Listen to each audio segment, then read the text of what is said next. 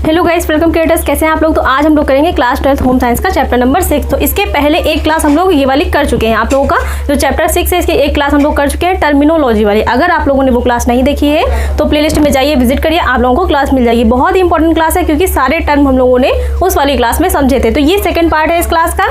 तो हम लोग पढ़ेंगे प्रारंभिक बाल्यावस्था, देखभाल और शिक्षा। इस चैप्टर में मतलब ये पूरा चैप्टर आपका प्रारंभिक बाल्यावस्था, देखभाल और शिक्षा पर बेस्ड है। और इस चैप्टर में हम लोग जितने भी इंपॉर्टेंट चीजें हैं, केंद्र होते हैं, वो सब हम लोगों ने जाने हैं। और क्या होता है, प्रारंभिक बाल्यावस्था को 2 भागों में बांटा गया, तो वही 2 भाग हम लोग वही 2 मतलब जो ईयर होते हैं बच्चों के, वही इस क्लास में पढ़ेंगे। तो पूरा आप लोगों का जो चैप्टर है वही प्रारंभिक जो बाल्यावस्था उस पर बेस्ड है। तो पहले जानते हैं कि प्रारंभिक बाल्यावस्था क्या होती है।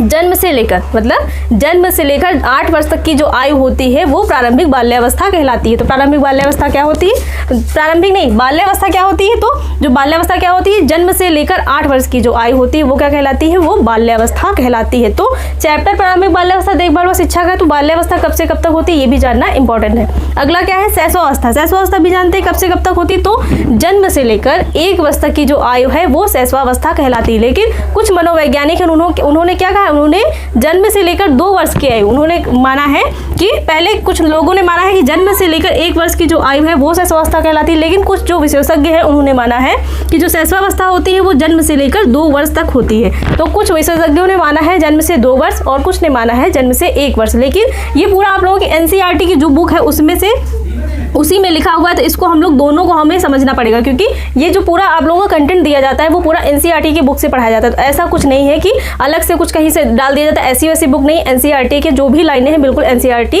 की बुक की है। तो हम लोग इसमें कोई भी कुछ नहीं कर सकते, जो लिखा है वही हम लोगों को मानना पड़ेगा। कि कुछ ने माना है कि जो शैशवावस्था होती है वो जन्म से 1 वर्ष होती है, लेकिन जो कुछ विशेषज्ञ उन्हें माना है कि जो शैशवावस्था होती है वो जन्म से 2 वर्ष तक होती है। तो दोनों जो फैक्ट है वो आप लोगों को याद रखने। इस अवस्था के दौरान बच्चा अपनी प्रत्येक आवश्यकता के लिए वयस्कों पर निर्भर रहता है। तो इस आवश्यकता के दौरान क्या होता है, इस अवस्था के दौरान मतलब जो शैशवावस्था होती है, इस अवस्था के दौरान जो बच्चा होता है वो किस पर निर्भर रहता है, अपने जो परिवार के सदस्य होते हैं, उसके जो आश्रित होते हैं उन पर निर्भर होता है। क्योंकि इस अवस्था के दौरान वो अपने किसी भी कार्य को स्वयं नहीं कर सकता, उसे अपने कार्यों को करने के लिए दूसरों पर आश्रित रहना पड़ता है। तो जो जो शैशवावस्था होती है वो क्या होती है, वयस्कों पर आश्रित रहने की अवस्था होती है। मतलब उसे कोई भी कार्य करना है तो उसे वयस्कों पर आश्रित रहना होगा, अपने परिवार के सदस्यों पर आश्रित रहना होता है। तो इस अवस्था के दौरान बच्चा अपनी प्रत्येक आवश्यकता के लिए वयस्कों पर निर्भर रहता है। कोई भी आवश्यकता होती है उसकी तो वो सभी आवश्यकताएं उसके जो वयस्क होते हैं, उसके परिवार के सदस्य होते हैं, उसके माता पिता होते हैं, परिवारीजन होते हैं, वही उसकी आवश्यकताओं को पूरा करते हैं। अगला है चलते फिरते शिशु केंद्र। तो चलते फिरते शिशु केंद्र क्या होते हैं, अभी हम लोगों ने दिवस केंद्र पढ़े थे, शिशु केंद्र पढ़े थे, वो सब हम लोगों ने पढ़े थे। अब समझते हैं कि चलते फिरते शिशु केंद्र क्या होते हैं। तो वे केंद्र होते हैं जहां कामकाजी महिलाएं कार्यस्थल के नज़दीक अपने बच्चे को छोड़ देती हैं। तो किसको छोड़ती हैं, अपने बच्चे को छोड़ देती हैं। तो जो चलते फिरते शिशु केंद्र होते हैं वो क्या होते हैं, ऐसे केंद्र जहाँ पर कार्य करने वाली महिलाएं जहाँ जाती हैं, वहाँ पर कार्यस्थल पर जाने से पहले क्या करती है, थोड़ी दूर पर होते हैं तो वहाँ पर कार्य के दौरान अपने बच्चे को छोड़ देती हैं। कार्यस्थल पर, नज़दीकी कार्यस्थल पर क्या करती है, अपने बच्चे को छोड़ देती हैं। तो वो केंद्र कौन से कहलाते हैं, चलते फिरते केंद्र कहलाते हैं। कौन से, शिशु केंद्र कहलाते हैं। तो चलते फिरते शिशु केंद्र क्या होते हैं, वे केंद्र होते हैं जहां कामकाजी महिलाएं जो होती कार्यस्थल के नज़दीक अपने बच्चे को छोड़ देती, ऐसे केंद्र चलते फिरते शिशु केंद्र कहलाते हैं। अब हम लोग यहाँ से हम लोगों का जो चैप्टर है वो पूरी तरीके से यहाँ से स्टार्ट हो रहा है। अभी तक हम लोगों ने टर्म जाने, उस वाली क्लास में भी जाने थे, इस वाली क्लास में भी जाने, क्योंकि इनसे क्वेश्चन बिल्कुल एकदम डिक्टू आता है। मतलब लाइन टू लाइन उठा के दे दिया जाता है कि प्रारंभिक बाल्यावस्था क्या होती है, शैशवावस्था क्या होती है, चलते फिरते शिशु केंद्र क्या होते हैं, दिवस केंद्र किसे कहते हैं। तो ये सब चीज़ें इसमें पूछी जाती हैं। आप समझते हैं कि प्रारंभिक बाल्यावस्था, अब यहाँ से हम लोगों का एक तरीके से फुल्ली जो चैप्टर है वो स्टार्ट हो रहा है। यहाँ से बिल्कुल अच्छी तरीके से पढ़ने की जरूरत है क्योंकि इसी से, इस चैप्टर से क्वेश्चन आप लोगों के बहुत सारे बनते हैं क्योंकि इसमें बहुत सारे केंद्र दिए हुए हैं, बाल्यावस्था का ईयर दिया हुआ है और बहुत सारी चीज़ें दी हुई हैं। आप समझते प्रारंभिक बाल्यावस्था, देखभाल और शिक्षा से अभिप्राय जन्म से 8 वर्ष। प्रारंभिक बाल्यावस्था व देखभाल और शिक्षा से अभिप्राय कब से है, जन्म से लेकर 8 वर्ष की आयु के बच्चों की देखभाल और शिक्षा से है। किससे है, जो जन्म से 8 वर्ष तक के जो बच्चे होते हैं उनकी देखभाल करना और शिक्षा। दोनों से क्या है, प्रारंभिक बाल्यावस्था का अर्थ समझा गया है। और जो प्रारंभिक बाल्यावस्था होती है इसको मुख्यतः 2 भागों में बांटा गया है। कितने भागों में बांटा गया है? 2 भागों में बांटा गया। जो प्रारंभिक बाल्यावस्था होती है उसको कितने भागों में? 2 भागों में बांटा गया है। पहला क्या है? पहला जन्म से 3 वर्ष। पहली अवस्था कौन सी है? जन्म से 3 वर्ष। दूसरी है 3 से 8 वर्ष। तो जो प्रारंभिक बाल्यावस्था होती है वो जन्म से 8 वर्ष होती है और इन्हीं जन्म से 8 वर्षों को 2 भागों में बांट दिया गया। पहला है जन्म से 3 वर्ष, दूसरा है 3 से 8 वर्ष। तो पूरे चैप्टर में हम लोग यही 2 चीज़ें पढ़ेंगे। एक हेडिंग में हम लोग एक पूरा आप लोगों का टॉपिक क्या है, जन्म से 3 वर्ष तक की बाल्यावस्था, और दूसरी है 3 से 8 वर्ष तक की। तो इन दोनों को हम लोग पढ़ेंगे अपने चैप्टर में। प्रारंभिक बाल्यावस्था के कितने भाग हैं? तो 2 भाग हैं। एक है जन्म से 3 वर्ष और दूसरा क्या है, 3 से 8 वर्ष है। तो इन्हीं दोनों को हम लोग अपने चैप्टर में पढ़ने वाले हैं।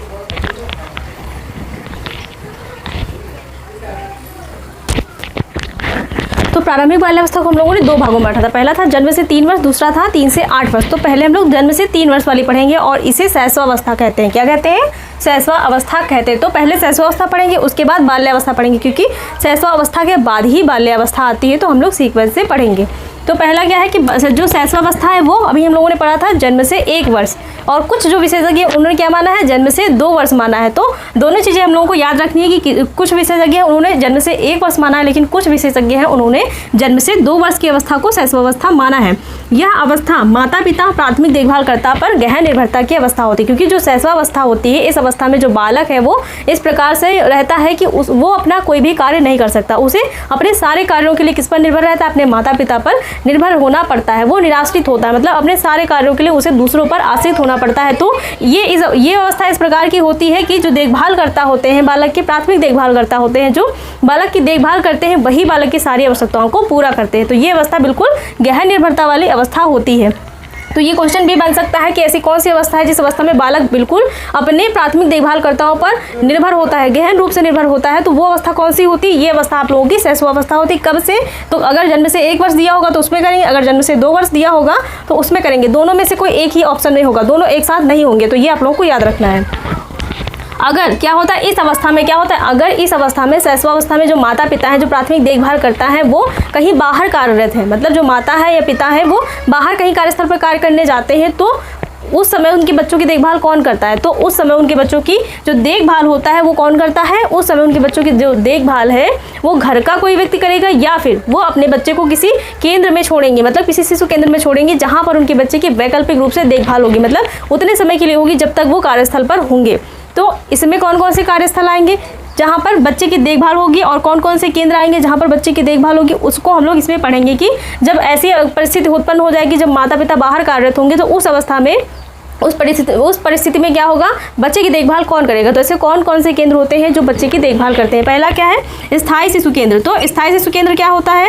यह बच्चों के वैकल्पिक रूप से देखभाल करने वाले केंद्र होते हैं। जो स्थायी शिशु केंद्र होते हैं वो बच्चों की वैकल्पिक, मतलब उतने समय के लिए देखभाल करेंगे जब तक माता पिता किसी कार्यस्थल पर व्यस्त होते हैं, लेकिन उसके बाद जैसे ही वो वहाँ से आएंगे अपने बच्चे को अपने साथ ले जाते हैं। लेकिन जब तक वो कार्यस्थल पर कार्यरत होते हैं उतने समय तक वो उनके बच्चे की देखभाल करते हैं, और स्थायी शिशु केंद्र वाले जो होते हैं वो बच्चों की देखभाल करते हैं। जो माता पिता के अनुपस्थित में, मतलब जितनी देर तक माता पिता अनुपस्थित रहेंगे उतनी देर तक बच्चों की देखभाल करते हैं।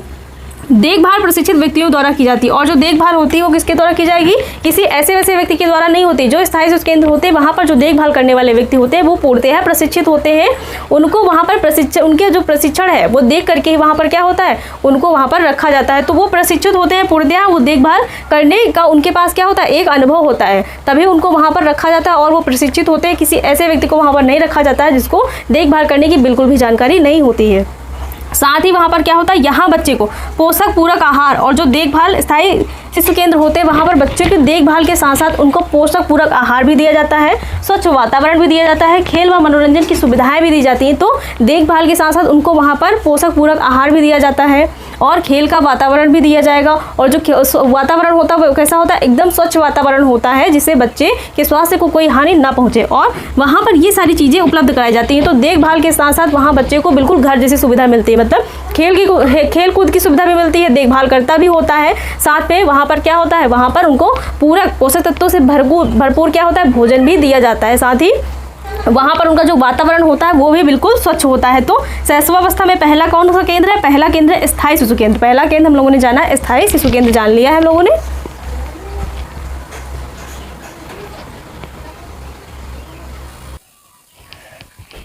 तो तो अभी तक हम लोगों ने एक केंद्र जाना है कि स्थायी शिशु केंद्र कौन से होते हैं, दूसरा कौन सा है चलते फिरते शिशु केंद्र। तो चलते फिरते शिशु केंद्र क्या होते हैं, अभी हम लोगों ने देखा था कि जब जो महिलाएं होती हैं जब कहीं बार कार्यस्थल पर कार्य करने के लिए जाती है तो उस समय वो अपने बच्चे को इन केंद्रों में देखभाल करने के लिए छोड़ कर जाती है। तो वो केंद्र कौन से होते हैं, वो केंद्र चलते फिरते शिशु केंद्र होते हैं, जहाँ पर कार्य करने के दौरान जो महिलाएं होती हैं वो बच्चे को छोड़ कर जाती है। तो सारे केंद्र आप लोग देख रहे हैं कि उसी टाइम बच्चे को छोड़ा जाता है जहाँ पर महिलाएं या घर की जो प्राथमिक देखभाल करता होते हैं वो कार्य में व्यस्त होते हैं। तो ये केंद्र होते ही इसलिए होते हैं कि उस समय बच्चों की देखभाल करेंगे जब उनके जो प्राथमिक देखभाल करता होते हैं वो अनुपस्थित होंगे, तो उतने समय में ही क्या ये बच्चों की देखभाल करने के लिए होते हैं। दूसरा है दिवस देखभाल केंद्र।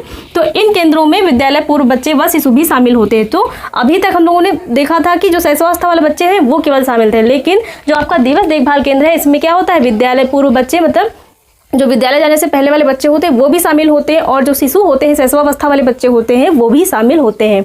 इसमें प्राथमिक देखभालकर्ता की अनुपस्थिति में देखभाल करते हैं, और ये देखभाल केंद्र किस समय बच्चे की देखभाल करेंगे, उसी समय जब बच्चों देखभाल करता होते हैं वो अनुपस्थित होते हैं उसी समय देखभाल करते हैं। इस शिशु केंद्र में बच्चे की देखभाल के साथ साथ बच्चों की देखभाल के साथ साथ क्या होती है, सामाजिक सुरक्षा, भाषा का विकास भी होता है, खाने पीने की आदतों का भी विकास किया जाता है, और सामाजिक व भावनात्मक आवश्यकताओं को भी ध्यान में रखा जाता है। तो ये सब चीज़ों का ध्यान जो शिशु केंद्र होते हैं वहाँ पर रखा जाता है। ऐसा नहीं होता कि केवल देखभाल करी जाती है, देखभाल के साथ साथ उनके खान पान का, उनकी खान पान की आदतों का, उनकी सामाजिक सुरक्षा का, और साथ ही क्या होता है उनके भाषा का विकास का, उनकी भाषा किस प्रकार की है, उनकी भाषा को किस प्रकार से हमें अच्छी तरीके से बोलना उनको सिखाना है, वो सब चीज़ें भी वहाँ पर देखी जाती हैं, और सामाजिक व भावनात्मक आवश्यकताओं को ध्यान में रखा जाता है। तो ये सारे कार्य किसमें होते हैं, दिवस देखभाल केंद्र में होते हैं। तो ये थोड़ा सा अलग है क्योंकि इसमें क्या होता है विद्यालय पूर्व बच्चे भी शामिल होते हैं। तो ऐसा कौन सा केंद्र होता है जिस केंद्र में शिशुओं के साथ साथ विद्यालय पूर्व बच्चे भी शामिल होते हैं, तो वो दिवस देखभाल केंद्र होते हैं। साथ ही प्राथमिक देखभालकर्ता की अनुपस्थिति में इस केंद्र में क्या होता है,